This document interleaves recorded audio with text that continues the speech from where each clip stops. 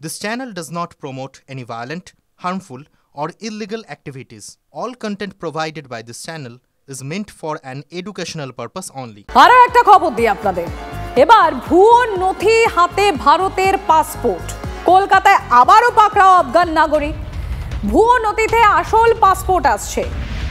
ভারতের পাসপোর্ট তৈরি করেছে কলকাতাতেই পাকড়াও আফগান নাগরিক। বিদেশ যাত্রার চেষ্টা করে সে, বিমানবন্দর থেকে গ্রেফতার এই আফগান নাগরিক। দেখুন সেই ছবি দেখাচ্ছি। এবি ওয়াহাব যাকে গ্রেফতার করেছে, ইতিমধ্যে গ্রেফতার করা হয়েছে। এই এবি ওয়াহাবের নামে লুকআউট নোটিশ রয়েছে আফগানিস্তানে। রঞ্জিত রয়েছেন আমাদের সঙ্গে। রঞ্জিত, যার নামে লুকআউট নোটিশ সেই দেশে থাকলো, এই দেশে সে নথিপত্র দিয়ে পাসপোর্টও তৈরি করলো, আবার বিদেশেও চলে যাওয়ার চেষ্টা। দেখো, শুধু এই দেশে নয়, একদম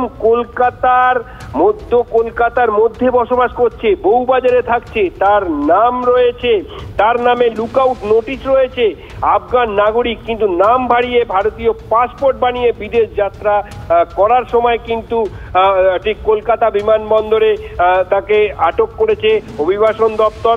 মূলত তোমাকে জানিয়ে রাখি, কলকাতায় যে ভুয়ো নথি দিয়ে তিনি নাসির খান নামে একটি পাসপোর্ট তৈরি করেছিলেন এবং কলকাতা বউবাজার চত্বরে থাকতেন।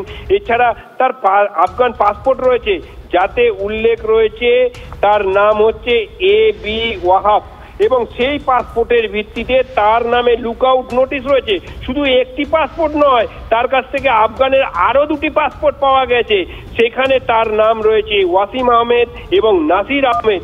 এই আফগান কিন্তু যে নাগরিক, তিনি কিন্তু স্বীকার করেছেন তিনি কাবুলের বাসিন্দা এবং গতকাল রাতে সিঙ্গাপুর এয়ারলাইন্সে করে তিনি কলকাতা থেকে কুয়ালালামপুর যাওয়ার পথে কিন্তু অভিবাসন দপ্তরের হাতে গ্রেফতার হয়েছেন। এবং এই মুহূর্তে সে কিভাবে নাসির খান পরিচয় দিয়ে সেই সমস্ত পরিচয়পত্র তৈরি করলো, তার ভিত্তিতে পাসপোর্ট তৈরি করলো, সমস্ত বিষয়ে কিন্তু একেবারে এখানেই প্রশ্ন উঠে যাচ্ছে যে খাস কলকাতার বুকে দাঁড়িয়ে সে ভুয়ো নথি দিয়ে ভারতীয় পাসপোর্টও তৈরি করে ফেলছে। অনেক ধন্যবাদ রঞ্জিত। ये पासपोर्ट कहाँ से बनवाया था? जी कोलकाता में बना है। ये फेक पासपोर्ट कोलकाता कहाँ बनता है? कोलकाता में फेक तो नहीं है सब।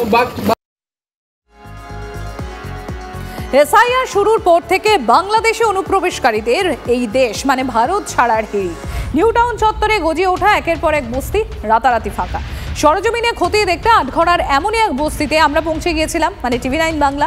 পরপর ঘরে সেখানে তালা ঝুলছে। দেখুন, এসআইআর শুরু হওয়ার পর থেকেই রাজারহাট নিউ টাউন সহ এই এলাকাতে যে সমস্ত বস্তি রয়েছে বা সেখানকার যারা বাসিন্দারা রয়েছেন, তারা অনেকেই কিন্তু নিজেদের ভাড়ার যে ঘর বা নিজেদের যে বাসস্থান সেগুলো ছেড়ে অন্যত্র চলে যেতে শুরু করেছেন। এবং সেক্ষেত্রে তাদের যারা প্রতিবেশীরা রয়েছেন তারা কিন্তু অনেকেই দাবি করছেন যে এই সমস্ত বস্তি এলাকার অনেক জায়গাতেই যে সমস্ত বসবাসকারীরা ছিলেন বা বস্তিবাসীরা ছিলেন, তাদের মধ্যে একটা বড় অংশ তারা কিন্তু বাইরে থেকে বা অন্য জায়গা থেকে এসে তারা বসবাস করতেন। এমনকি এসআইআর শুরু হওয়ার পরেই তারা আতঙ্কে, দুশ্চিন্তায় নিজেদের ভাড়ার ঘর বা যে জায়গাতে তারা বসবাস করতেন সেই এলাকা ছেড়ে তারা চলে যেতে শুরু করেছেন। আর আমরা এই মুহূর্তে রয়েছি একেবারে মাঠপাড়া বস্তি এলাকাতে, এবং এখানেও দেখতে পাচ্ছি আমরা পরপর যে বস্তির ভেতরে থাকা যে ঝুপড়ি ঘর, সেই ঘরগুলোর বেশ কয়েকটা ঘর কিন্তু তালাবন্ধ অবস্থাতে রয়েছে। এই একটি ঘর যেমন তালাবন্ধ অবস্থায়, তার পাশের আরও একটি ঘর এবং তার পরবর্তীতে আরও একটি ঘর, এ ধরনের বেশ কয়েকটি ঘর তালাবন্ধ অবস্থাতে রয়েছে। এখানকার যারা বাসিন্দারা রয়েছেন, এখানে অন্যান্য যারা বাসিন্দারা রয়েছেন তাদের সঙ্গে আমরা কথা বললাম। তারা কিন্তু যেটা দাবি করছেন যে এই সমস্ত তালাবন্ধ যে ঘরগুলো রয়েছে, এই ঘরে যারা বসবাস করতেন তারা বাংলাদেশ থেকে আসা নাগরিক ছিলেন এবং এখানে এসে তারা নানা ধরনের কাজের সঙ্গে যুক্ত ছিলেন। কেউ গৃহ সহায়িকার কাজ করতেন বা কেউ দিনমজুরের কাজ করতেন, কিন্তু এই এসআইআর শুরু হওয়ার পর থেকেই তাদের কাছে যথাযথ কোনো রকম নথিপত্র না থাকায় তারা দুশ্চিন্তার মধ্যে ছিলেন। আর সেই দুশ্চিন্তার জায়গা থেকেই কিন্তু তারা তাদের এই ঘর তালাবন্ধ করে এখান থেকে অন্যত্র চলে গেছেন। এখন তারা কোথায় গেছেন সে বিষয়ে তারা স্পষ্টভাবে কিছু জানাতে পারছেন না। এই যে যারা বাসিন্দারা, যারা এলাকা ছেড়ে চলে গেছেন, তারা কোথায় গেছেন, তারা কি তাদের নিজেদের দেশে ফিরে গেছেন? যদিও এখানকার এই যে মুজিবুর গাজীর মতন যারা বাসিন্দারা রয়েছেন তারা কিন্তু দাবি করছেন যে এরা বাংলাদেশ থেকেই এসেছিলেন, আবার বাংলাদেশেই ফিরে গেছেন। ক্যামেরায় মাখন পাত্রর সঙ্গে সুপ্রিয় গুহ, টিভি9 বাংলা। বলছে যে অনেক বাংলাদেশিরা এসে থাকতো, বসবাস করতো, তারা এটা কি সত্যি? হ্যাঁ, এটা ঠিক আছে। অনেক জায়গায় থাকতো, থাকে তারা কারণ এফআইআর সংবাদ শুনে তারা অনেকে সবাই চলে যাচ্ছে। এখন তো প্রায় নাই বললেও চলে। পরিবার নিয়ে থাকতো, এই নোংরার কাজ টাজ করতো, কেউ রাবিশ বালির কাজ করতো, বিভিন্ন ধরনের যে কাজ পেত সেই কাজ করতো। বাংলাদেশ থেকে কিভাবে এসেছিল কিছু সেগুলো জানতে? কেউ দালাল ধরে আসতো, কেউ পাসপোর্টে আসতো, এই বিভিন্নভাবে সব চলে আসতো। ঘর বাড়ি ছেড়ে চলে যাচ্ছে কেন? তাতেও এফআইআর হচ্ছে, এনএসসি হবে, এই ভয়ে ধরা পড়ে যাবে তখন, তাই সবাই আগাতে চলে যাচ্ছে। মানে এদের যেহেতু কাগজপত্র নেই তাই না, অনেকে কীভাবে জানি না, অনেকে হয়তো কাজ করেছিল, তাও তারা ভয়তে চলে যাচ্ছে। এর আগে বহু আগে আমার বাড়ি বাংলাদেশ ছিল, 2 সালে আমি চলে এসেছিলাম। আচ্ছা। আর আমি ওখানে দেশে যাই না, ঘুরতে ফিরতে মানুষ যাচ্ছে, আমিও যাই না। পরিবার নিয়ে এসেছিলাম, আমার পরিবার রাখবো কোথায়, জায়গা ছিল না, আমার ভোটার কার্ডটা হয় নাই। আচ্ছা। আমার কথা ছিল, তা হয় নাই। এমনি আমার আধার কার্ডটা রয়েছে, এই তো। যদি যতদিন থাকতে পারি ততদিন থাকলে, আর না পারলে যাইতে থাকার তো কোনো ইয়ে নেই। দুশ্চিন্তা একটু হবে। ও বহুত দিন আশেপাশে সব ছিলাম, তারা চলে গিয়েছে। আর আমরা এই দেশীয়, আমাদের বাড়ি মালঞ্চে রাজবাড়ি, আমরা এইখানে থাকি ভাড়া। কতদিন ধরে আছেন তো? আমরা আছি 17-18 বছর হয়েছে।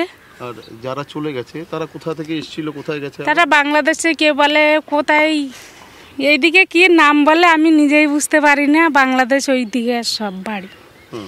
মানে এখানে কি তারা ভাড়া ঘর নিয়ে থাকতো? হ্যাঁ, সব এইসব বস্তি করে এই বস্তিতে থাকতো। মালদার হরিশ্চন্দ্রপুরে সিভিক ভলেন্টিয়ার ও তার পরিবারকে এক ঘরে করে রাখার অভিযোগ। বাবার দেহ দাহ করতেও কাউকে পাশে পেলেন না সিভিক ভলেন্টিয়ার। স্থানীয় তৃণমূল নেতৃত্বের নিদানেই এক ঘরে অভিযোগ সিভিক ভলেন্টিয়ারের। কাঠগড়ায় তৃণমূলের পঞ্চায়েত সমিতির সদস্য প্রকাশ দাস ও তৃণমূল নেতা রেজাউল হক। পুলিশের বিরুদ্ধে অসহযোগিতার অভিযোগ। জমি সংক্রান্ত বিবাদের জেরেই তৃণমূল নেতাদের রোষে, দাবি সিভিক ভলেন্টিয়ার কিশোর দাসের। কারণ হচ্ছে, আসল কারণ হচ্ছে আমার জায়গাটা নিয়ে, যে করে ওর জায়গাটা নিতে হবে। ওরা সবাই একতা হয়েছে, নিজের পাওয়ারে কিছু করছে না, ওরা পাওয়ার পাচ্ছে, প্রকাশের পাওয়ার পাচ্ছে। ও একা কি করতে পারবে? ওর জায়গাটা যে করে রনে হোক, কলা কৌশল যে হোক, ওর জায়গাটা নিতে হবে। আমার মাকে একাকে পাথর দিকিয়ে, ওরা রোড থেকে পাথর দিকিয়ে পুড়িয়ে নিয়ে এসেছিল, আমার মাকে মারা উঠতেছিল। পুলিশের ভূমিকা কি? পুলিশের ভূমিকা নেতারা যেদিকে চাপাচ্ছে সেদিকে পুলিশ থাকছে, এখন যেদিকে লোক দিচ্ছে পুলিশ সেদিকে হয়ে গেছে। গ্রামবাসীদের নাকি আপনি বাধা দিয়েছেন, এরকমই বাধা দিব? আমি জনপ্রতিনিধি সবারই। আমার কাছে কেউ বড় ছোট কিছু না, আমি সবারই জন্য আছি। আমি সবাইকেই সহযোগিতা করি। ওগুলো আমি বলতে পারবো না। যদি জমি নিয়ে কিছু থাকে ওরাই বলতে পারবে নিজেরা। তার সাথে কোনো জমি, আমার সাথে কোনো সম্পর্ক নাই ওইগুলোতে, আমি ওগুলো সম্পর্কে জানি না। যারা যদি বলে থাকে যে না প্রকাশদার হাত দিয়ে ওখানে হচ্ছে, ওরা একটা কি করছে, চক্রান্ত করে আমার নামটা বদনাম করার জন্য করছে। তো বদনাম করে আমার কি করবে? আমার তো সরজমি প্রশাসন আছে।